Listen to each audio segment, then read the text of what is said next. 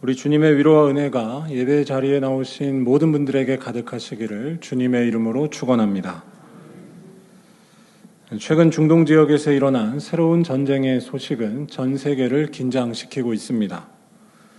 무엇보다 아직 끝나지 않은 우크라이나 전쟁에 이어 또 끔찍한 전쟁이 발발했다는 소식은 오늘날 세계와 인간에 대한 근본적인 회의를 품게 합니다.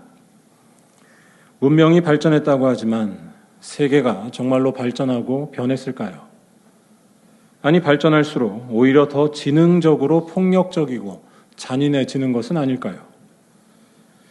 이번 이란 이스라엘 전쟁에는 엄청난 위력을 가진 무기들이 사용되고 있는데 저는 어느 한 사진의 장면이 그 어떤 무기들보다 더 무섭고 위력 있게 느껴졌습니다. 바로 남의 땅에 미사일이 떨어지는 것을 보면서 환호하고 박수를 치는 모습입니다. 이스라엘에 떨어지는 미사일을 보고 이스라엘과 앙숙인 레바논 사람들이 이렇게 즐거워했다고 합니다. 그런데 사실 똑같은 일을 이스라엘 사람들도 이미 많이 해온 것으로 알려져 있습니다. 팔레스타인에 대한 공격을 벌일 때 언덕에서 그걸 보고 즐기며 축제를 열었던 것입니다. 사람이 폭탄에 맞아 불에 타 죽고 있는데 구경하면서 웃고 있었습니다. 이러한 모습을 보면 우리 인간이 사악한 죄인이라는 사실이 별다른 설명 없이 이해가 됩니다. 또한 성경이 묘사하는 인간의 악한 모습, 특별히 시편에 종종 나오는 피 흘리기를 즐긴다라는 말이 와닿기도 합니다. 특별히 저는 이 사진들을 보면서 이게 일종의 귀신 들린 것이 아닐까 싶은 생각이 들었습니다. 제 말은 이 사람들을 단순하게 비난하겠다는 것이 아니라 생명을 파괴하는 거부할 수 없는 힘이 작용하지 않는다면 어떻게 이렇게 할 수 있냐라는 것입니다. 겉은 멀쩡한데 피를 부르고 또 부르는 모습, 폭탄이 터지는 것에 환호하는 이 모습의 이면에는 의식하든 의식하지 못하든 통제하기 어려운 무언가가 작용하고 있다는 것을 부인하기 어렵습니다. 죽여야만 내가 산다는 것이고 나의 적은 어린이든 노인이든 가족이 있든 없든 무조건 없애버려도 된다는 것입니다. 그래야 내가 안전하고 잘 살 수 있다라는 것입니다. 이게 시쳇말로 눈이 돌아가지 않고 할 수 있는 일일까요? 시편에서 인간의 악한 모습을 두고 피 흘리기를 즐긴다라고 표현한 것의 이유가 이런 것이 아닐까 싶습니다. 귀신이 들린 것입니다. 우리 기독교는 귀신에 대한 이야기를 피할 수 없습니다. 그 이유는 복음서에 예수께서 귀신을 만나신 것이 많이 나오기 때문입니다. 또한 귀신을 공포 영화에 나오는 홀령 같은 것으로만 볼 수 없기 때문에 우리는 귀신에 대한 생각을 피할 수 없습니다. 귀신의 특징은 두 가지입니다. 하나는 우리의 생명을 근본에서 파괴한다는 것이고 또 하나는 사람이 거부하거나 막기 어렵다는 것입니다. 생명을 파괴하는 거부할 수 없는 힘이 성경이 전하는 귀신입니다. 이러한 귀신이 어디에 있을지 생각해 보시기 바랍니다. 귀신을 그저 공포 영화의 이야기로만 생각하면 매우 순진한 것입니다. 폭탄이 떨어지는 것을 보며 환호하는 모습, 곧 무기와 전쟁에 미쳐서 남을 죽여야만 안전하고 잘 산다고 믿는 오늘날 전쟁의 논리가 과연 귀신이 아니라 말할 수 있을까요? 그 논리는 계속해서 생명을 파괴하고 영혼을 갈기갈기 찢어놓고 더 많은 피를 부릅니다. 동시에 그 논리를 거부하지 못하는 이 세상을 보면 그 힘이 또한 얼마나 강력한지를 느낄 수 있습니다. 또 오늘날 대한민국의 청소년들은 이러한 귀신, 죽음의 영에서 과연 자유로울까요? 극한의 입시 경쟁 속에 자기 자신을 미워하게 만드는 영, 원래의 모습을 찾지 못하게 하는 비교의 영에 시달리고 있지 않을까요? 청소년만이 아닙니다. 점점 더 작은 일에서도 너그럽지 않으며 사람을 오직 도구나 물건으로만 대하고 자기를 위해서라면 무슨 일이든 서슴지 않는 우리 사회를 보면 귀신 들린 것에 대해 부인하기가 어렵습니다. 아무리 사고가 나서 사람이 계속 죽어나가도 이윤을 남기는 것에만 몰두하는 것이 안타깝게도 오늘날의 많은 기업들입니다. 곧 인간의 삶을 파괴하는 악한 실체, 그러면서 한 개인이 이겨낼 수 없는 강력한 힘이 다스리는 것입니다. 귀신은 사회적이고 개인적이며 구조적이고 영적입니다. 제가 드리고 싶은 말씀은 아무리 이러한 귀신이 강력하더라도 그 귀신을 다스리시고 물리치시는 유일한 분이 우리에게는 있다는 것입니다. 바로 예수님이십니다. 예수를 만나면 우리 자신을 파괴하게 만드는 무시무시한 힘에서 벗어납니다. 남의 피를 흘리는 것에서 안전과 유익을 찾으려는 생각이 도망갑니다. 그래서 정신이 온전해집니다. 왜냐하면 예수는 우리의 영혼과 생명을 지키시는 하나님이시기 때문입니다. 귀신이 아무리 강하여도 예수 안에서 우리는 안전합니다. 예수 안에서 우리는 생명이신 하나님과 동행하기 때문이고, 그래서 아무런 부족함이 없기 때문입니다. 그리고 무엇보다 중요한 것은 우리는 이러한 예수를 세상에 나타내도록 부름받았다는 것입니다. 아니, 피 흘리기를 즐기는 귀신 들린 세상은 귀신을 물리치는 예수를 싫어해서 우리도 달가워하지 않겠지만, 그래도 그 앞에서 자유와 해방은 거기에 있지 않다고 외칠 수 있다는 것입니다. 예수께는 모든 귀신을 물리치는 능력이 있으시고 우리는 그와 언제나 함께하기 때문입니다. 오늘 말씀에도 예수를 만나 귀신에서 해방된 한 사람이 나옵니다. 일단 이 사람이 귀신 들렸던 모습을 두고 27절은 이렇게 전합니다. 오래 옷을 입지 않고 집이 아닌 무덤 사이에서 거했다라는 것입니다. 이 말씀을 보면서 그저 정신 나간 사람의 모습으로만 간단하게 생각하기가 쉬운데, 이 말씀이 보여주려는 것은 이 사람이 지금 자기 자신을 파괴하고 있었고 정상에서 벗어난 삶을 자기 뜻과 상관없이 살고 있었다는 것입니다. 옷을 입지 않고 무덤 사이에 거했다라는 것은 그저 기괴한 모습이 아니라 그의 생명이 점점 꺼져가는 중이었음을 나타낸다는 것입니다. 이는 종교적으로 추방당하는, 부정당하는 일이었고 신체적, 정신적, 사회적으로도 점점 죽어가는 일이었습니다. 잘 상상해 보시기 바랍니다. 이 사람은 도대체 왜 그랬을까요? 더 정확하게 질문할 때 왜 그렇게 그는 자기 자신을 학대하고 있던 것일까요? 27절을 보면 이 사람이 원래부터 집이 없거나 옷 한 벌 없는 사람이었다라고 보기가 힘든 것이 이 사람에 대해 도시 사람으로서라는 설명을 붙이고 있기 때문입니다. 그는 당시 화려하게 번영했던 도시 중에 하나였던 거라사의 사람이었습니다. 즉 멀쩡했던 사람이 자기를 파괴하고 죽이는 길로 계속해서 가고 있었던 것입니다. 아마 이 사람은 이렇게 하지 않을 수가 없는 어떤 일을 경험했던 것이 아닐까 싶기도 합니다. 심리학에서 말하는 심각한 트라우마를 겪은 것입니다. 하지만 무슨 일이 있었는지 정확히 알 수는 없습니다.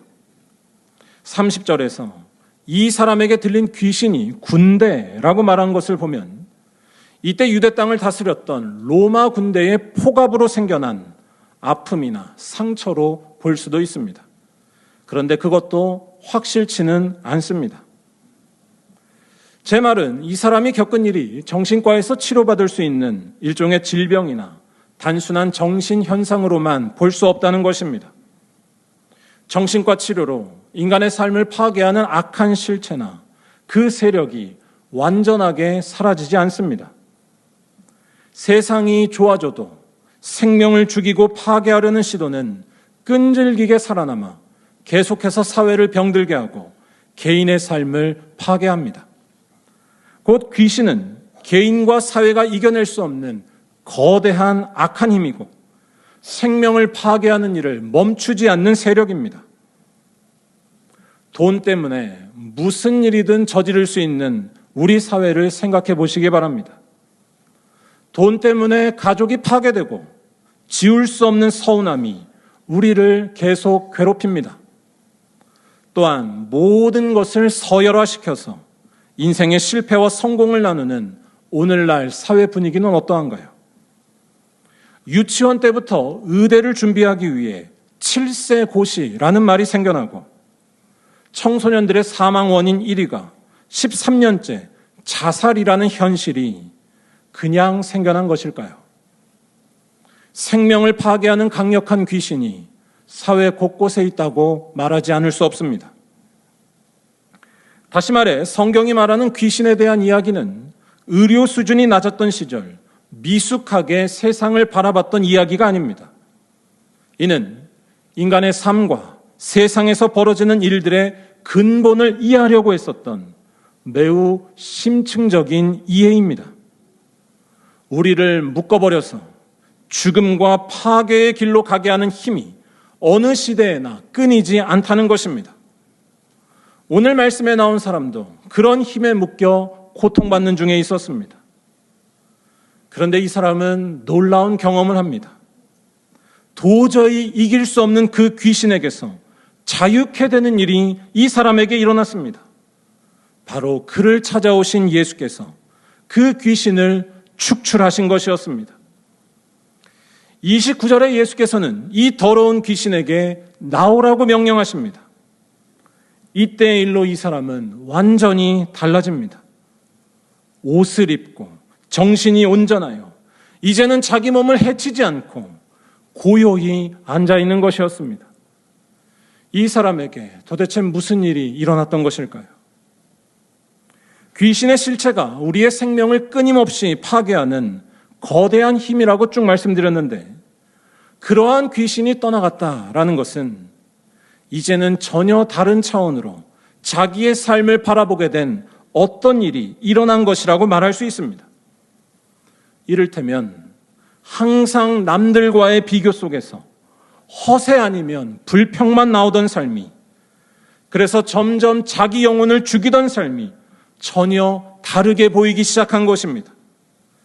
내 모습이 어떠하든 하나님이 나와 함께 계시고 그가 나의 절대적인 보호자가 되신다는 사실이 눈앞에 똑똑히 들어온 것입니다.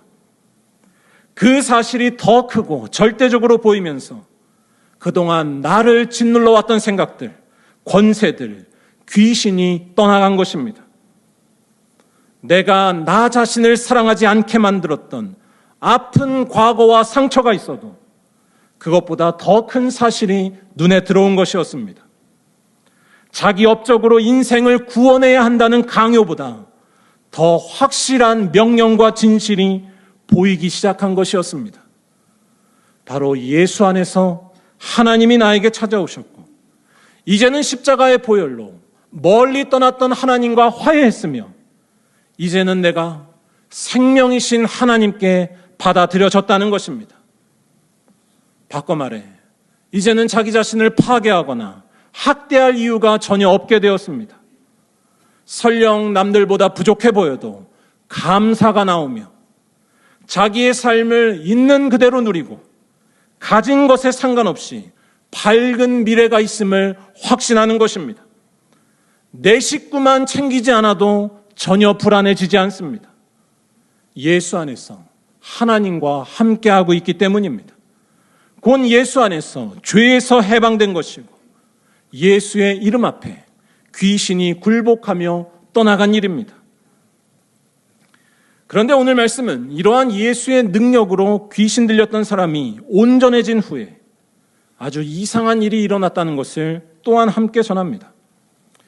뭐라고 할까요? 여기에서 우리는 진짜로 심하게 귀신 들린 자가 누구인지 자세히 보게 된다고 할까요?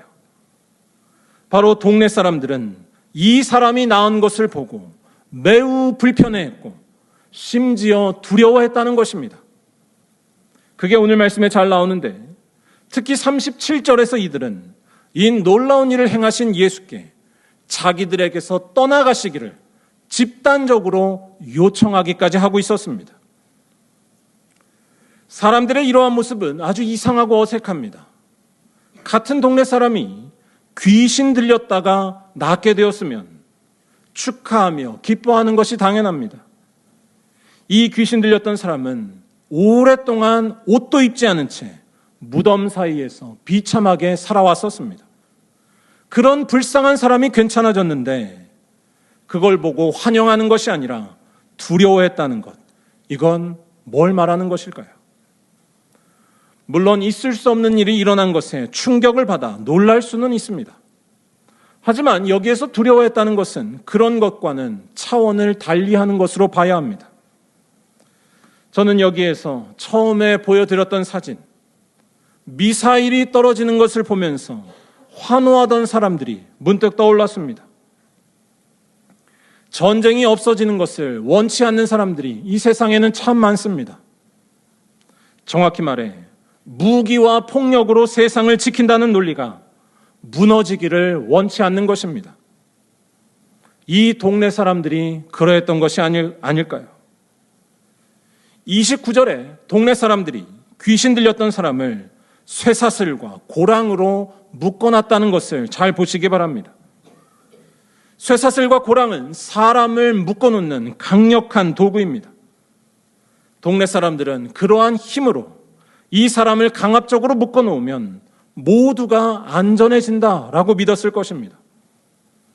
그런데 문제는 그 힘으로 강제해도 귀신 들린 사람을 막을 수는 없었습니다. 무엇보다 이 귀신 들린 사람을 온전케 하여서 정말로 안전한 사회를 만드는 일은 전혀 다른 곳에서 일어났다는 것입니다. 바로 예수께서 이 사람을 고치신 것입니다.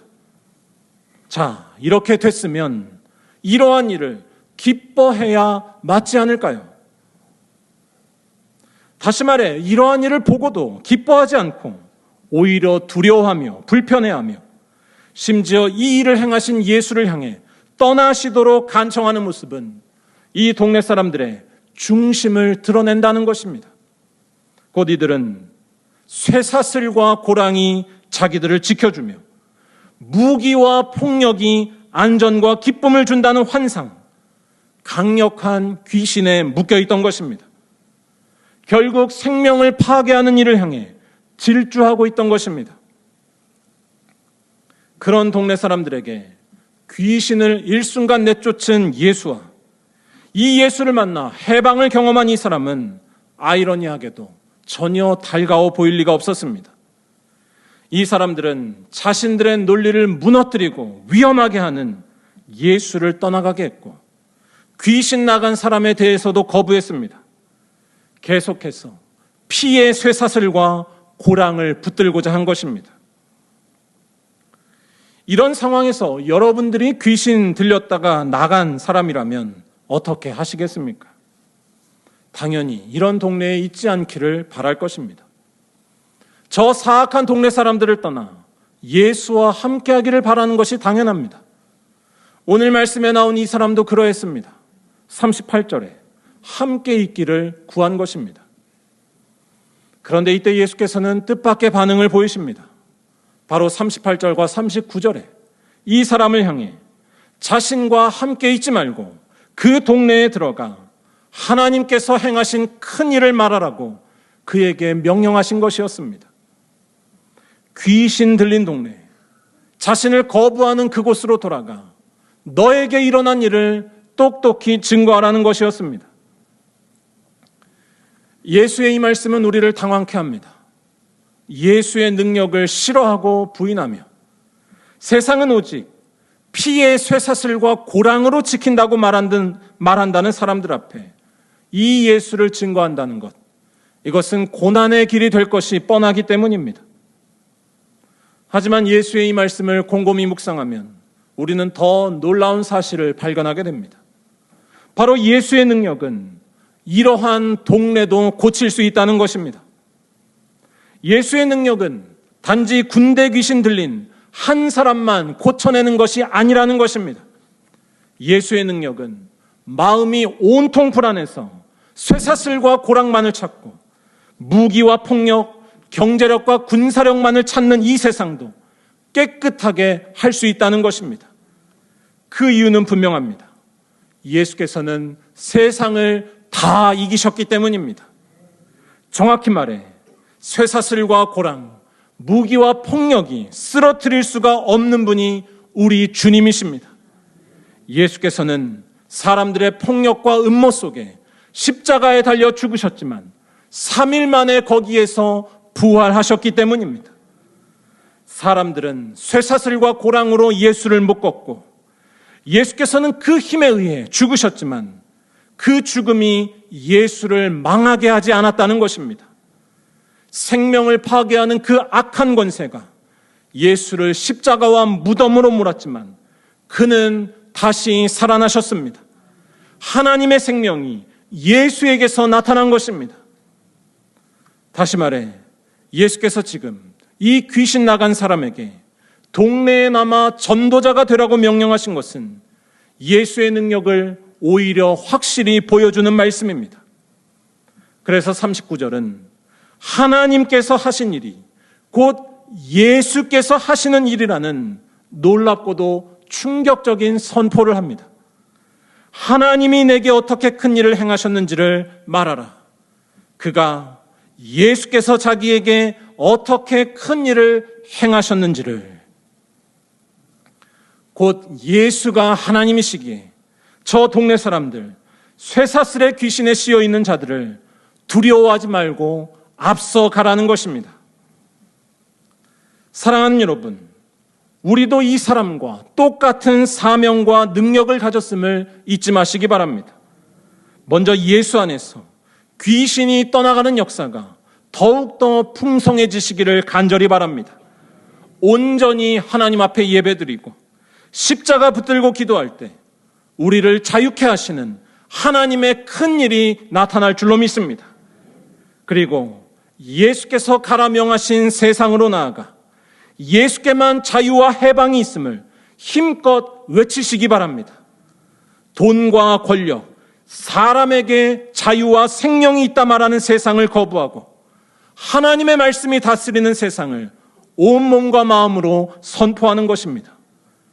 연약한 이들을 내 몸처럼 섬기고 배고픈 이들과 나의 먹을 것을 나누며 외로운 이들을 환대하고 평화를 위해 일하며 사는 것입니다. 설령 세상이 이러한 우리를 싫어해도 염려 마시기 바랍니다. 우리와 함께 하시는 예수께서는 세상을 이기셨고 그가 바로 하나님이시기 때문입니다. 바라기는 이러한 믿음으로 귀신이 떠나가는 역사가 우리 안에서도 계속해서 일어나고 우리가 살아가는 모든 삶의 현장에도 일어나기를 주님의 이름으로 간절히 축원합니다. 기도하겠습니다.